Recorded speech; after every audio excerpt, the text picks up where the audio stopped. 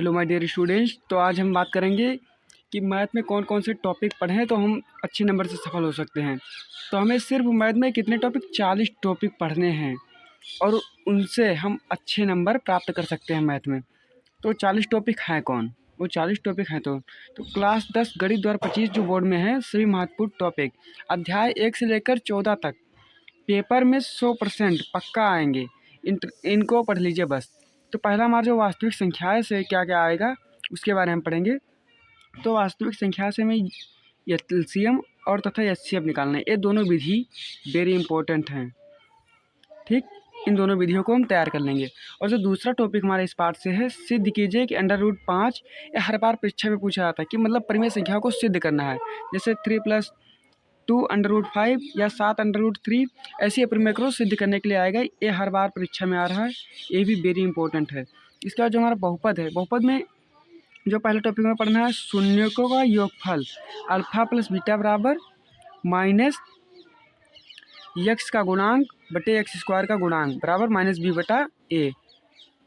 इसे हमें एकदम ध्यान रखना, ठीक, क्योंकि इससे भी क्वेश्चन। और दूसरा हमारा शून्यकों का गुणनफल पूछ लिया जाता है अल्फा इंटू बीटा बराबर, तो इसका क्या होता है अचर पद बटे एक्स स्क्वायर का गुणांक, अर्थात क्या होता है c बटा a। आपको इसे एक्स में कर दीजिएगा x square plus 5x plus 6, तो हमें दे दिया जाएगा और पूछा जाएगा कि इसका गुणनफल ज्ञात कीजिए। तो आपके क्या करना है, c के जगह पर a रख देना है अचर पद जिसके बाद में कोई संख्या नहीं, और a के जगह पर क्या रखना है एक्स स्क्वायर के गुणांक का। देखिए यहाँ पर ये बता रहा है एक्स स्क्वायर के गुणांक पर, ठीक। तो यहाँ पर कुछ नहीं तो 1 रख देंगे, ठीक। तो क्या हो जाएगा हमारा, हो जाएगा 6/1 बराबर क्या होगा 6। ऐसे हमारा क्या ये हो गया गुणनफल।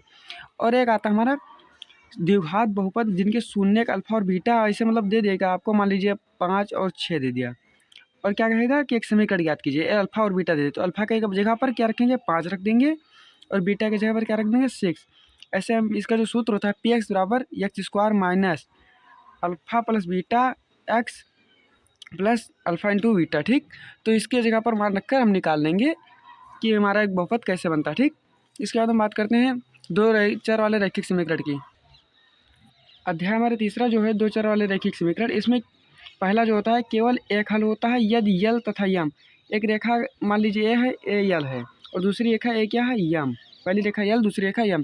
तो ये एक बिंदु पर केवल यहाँ पर तो मिल रहा है, तो क्या प्रतिच्छेदी है।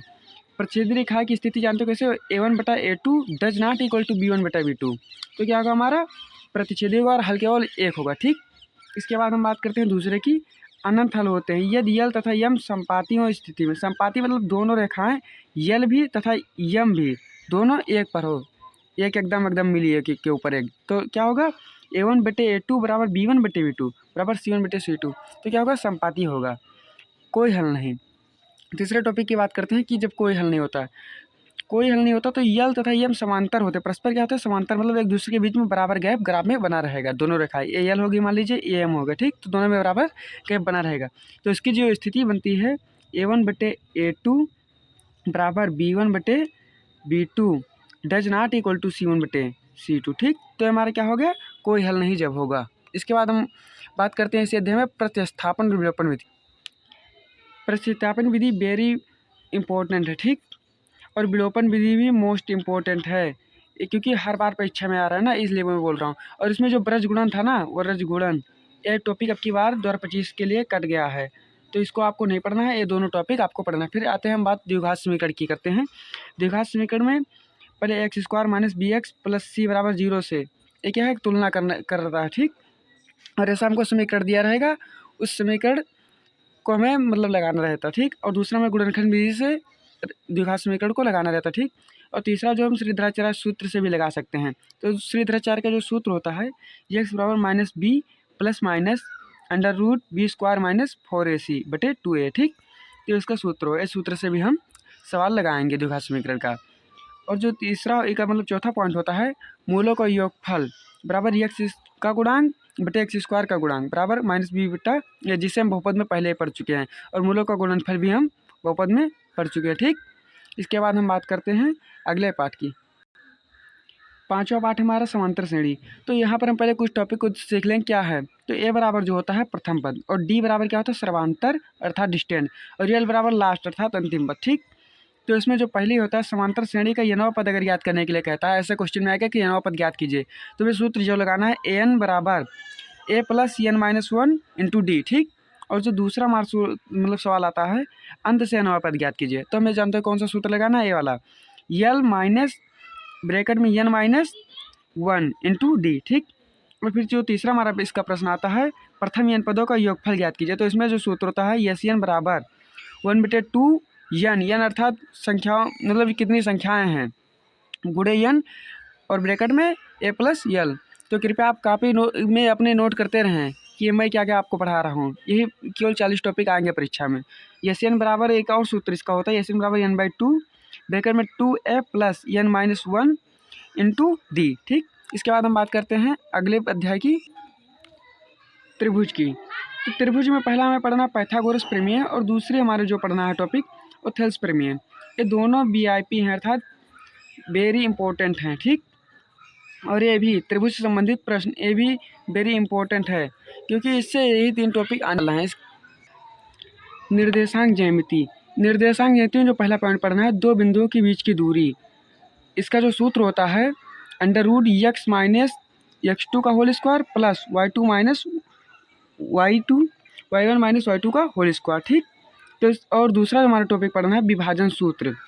विभाजन का जो सूत्र होता है m1 x2 plus m2 x1 बटे m1 प्लस m2, एक के इसके लिए x बराबर होगा, ठीक। और y बराबर जो सूत्र होता है m1 y2 plus m2 y1 बटे m1 प्लस m2।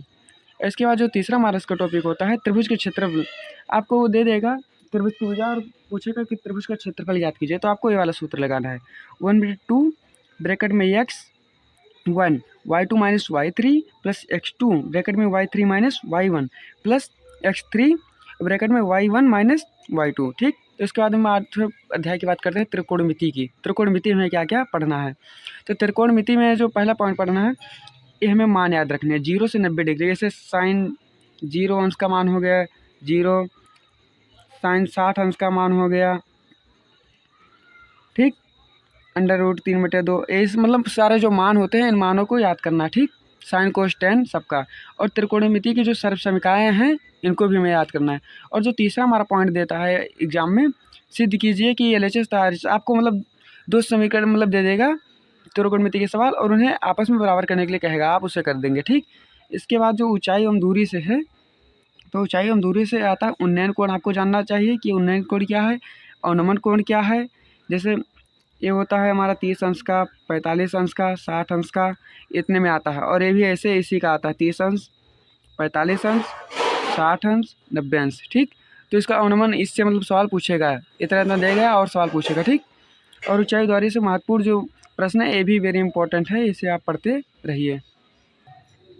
अध्याय 10 जो हमारा है वृत्त, अर्थात वृत्त की स्पर्श रेखा, स्पर्श बिंदु से होकर जाने वाली त्रिज्या पर लंब, ये ही एक टॉपिक है और वेरी इंपॉर्टेंट है, इसे आप लोग पढ़ते रहिए, ठीक।